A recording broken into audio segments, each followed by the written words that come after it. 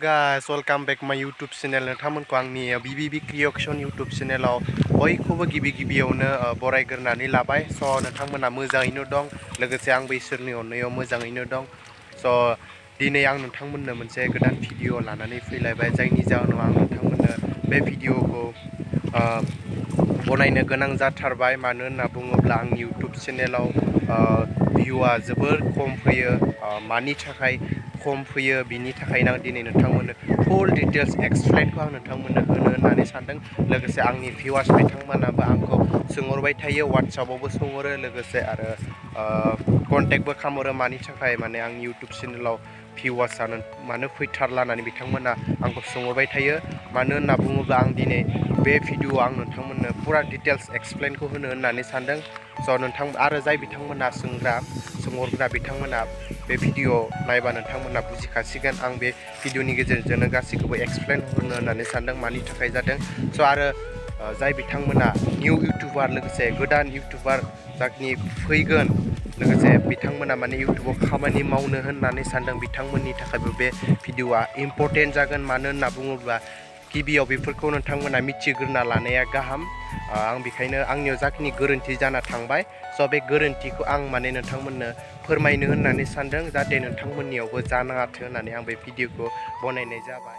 साननाय बादिब्ला, आंनि मोनथिनाय बादिब्ला आंनि इउटुब चेनेलाव मानि थाखाय भिउआ मानि थाखाय फैयाखै, लोगोसे मानि थाखाय ग्र' जायाखै, आं बिनि थाखायनो नोंथांमोनखौ पुरा डिटेल्स एक्सप्लेनखौ होननानै सानदों। स' मोननै टपिकआव आं नोंथांमोननो बुंनो सानदों। फार्स्ट अफ अल आं वानाव बुंग्रोनो सानदों। गिबियावनो आं नोंथांमोननो फोरमायनो सानदों। वानआ जादों फार्स्ट अफ अल माने बयबो मिथिखायो आंनि भिउआर्स लोगोफ्रा, जाय बिथांमोना आंखौ 2016निफ्राय स्टार्ट खालामनानै आं इउटुब चेनेलखौ बिथांमोना आंजों लोगोसे आंनि भिडिअफोरखौ नायबाय थायो। बिथांमोना मोनथिखायो आंनि इउटुब चेनेला माने मिनिमाम खनथाम चेन्ज जाबाय। फार्स्ट अफ अल आंनि इउटुब चेनेलनि नामा BBB प्रडाक्शनमोन, ओमफ्राय सेकेन्डआव BBB स्टुडिअ, आरो थार्डआव आर'नाइ स्टुडिअमोन, आरो दा फर्थ फैबाय। फर्थआव आं दायो होना दोनदों BB क्रिएशन। बे इउटुब चेनेलखौ आं खनब्रै सोलायनाय जाबाय। खनब्रै सोलायनायनि उनाव आंहा मा गोरोन्थि जालांखो बेयाव आं दासो माने हमनानै मोनबाय मानि थाखाय भिउ फैयाखै। स' आं जाय समाव माने BB क्रिएशन दा आं खालामनाय दोनदों, स' आं BBB स्टुडिअ समाव आंनि इउटुब चेनेला माने आंनि भिडिअसफोरा जोबोर ग्र' जायोमोन। सानसेयावनो 10K 20K थाङोमोन। ओमफ्राय आं दायो जेब्ला चेनेलखौ चेन्ज खालामदोंमोन, अब्ला बै चेन्ज खालामनायनि उनावनो आंनि इउटुब चेनेलाव माने भिउसफोरा जोबोर खम फैयोसै। जाहोना बेनो दे माने इउटुब चेनेलखौ बारे चेन्ज खालामबाय थायोब्ला थारैनो माने इउटुब जेब्ला ग्र' जानो नागिरोना चेनेला, अब्ला बे समाव माने एसे डाउनाव फैफाफिनो। जेब्ला नोंनि इउटुब चेनेला जेब्ला ग्र' जाखाबाय, माने गोबां सुबुङानो माने नुखाबाय, अब्ला बे समाव जेब्ला चेनेलखौ चेन्ज खालामना होयोब्ला बियो ग्र' जानायाव एसे प्रब्लेम फैयो। बेखौ बयबो मिथिखायो। लोगोसे आंबो दासो मोनथिबाय आंनि गोरोन्थिया जाना थांबाय। स' आं दायो बुजिबाय मानि थाखाय जाखो आंनि इउटुब चेनेला। स' नोंथांमोना बुजिबाय मानि थाखाय आंनि इउटुब चेनेलाव माने भिउआ फैया। जाहोना बेनो दे आं इउटुब चेनेलखौ बारे चेन्ज खालामबाय थानायनि थाखाय, नेमखौ चेन्ज खालामबाय थानायनि थाखाय भिउआ माने एसे खम फैयो। स' लासै ग्र' जागोन, भिडिअ हगारबाय थायोबा ग्र' जागोन, आं बेखौ आसा खालामनाय थायो। ओमफ्राय आरो टुआव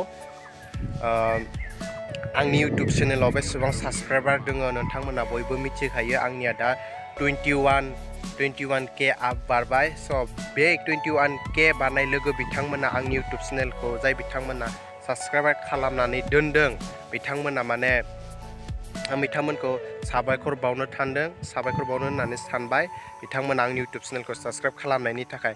लोगोसे जाय बिथांमोना आंनि इउटुब चेनेलखौ साबस्क्राइब खालामनानै दोनबाय, बिथांमोना माने नटिफिकेसनखौ थुनानै दोनाखैबो जानो हागौ। आंनि साननाय बादिब्ला नटिफिकेसनखौ थुवाखै। आरो लोगोसे आंनि इउटुब चेनेलनि जा भिडिअ जेब्ला आं हगारोना, अब्ला बे भिडिअनि नटिफिकेसना बिथांमोननियाव मोनहैया। लोगोसे आरो 100आव 70% आंनि नटिफिकेसनखौ बिथांमोना नाया आरो लोगोसे 30% आंनि भिडिअनि नटिफिकेसन जेब्ला मोनियो बिथांमोना नायो बिनि थाखायनो माने आंनि इउटुब चेनेलाव भिउआ एसे खम फैयो ओंखायनो आं बे भिडिअनि गेजेरजोंनो जोबनायाव नोंथांमोनखौ खावलायहरनो सानदों बयखौबो जाहाथे नोंथांमोना आंखौ सापर्ट खालामो नोंथांमोननि गेजेराव आं नोंथांमोननो भिडिअ लाबोबाय थानो नाजागोन स' सापर्टआ बेनो जाबाय जे नोंथांमोना जाय बिथांमोना आंनि इउटुब चेनेलखौ अलरेडि साबस्क्राइब खालामनानै दोनखाबाय नोंथांमोना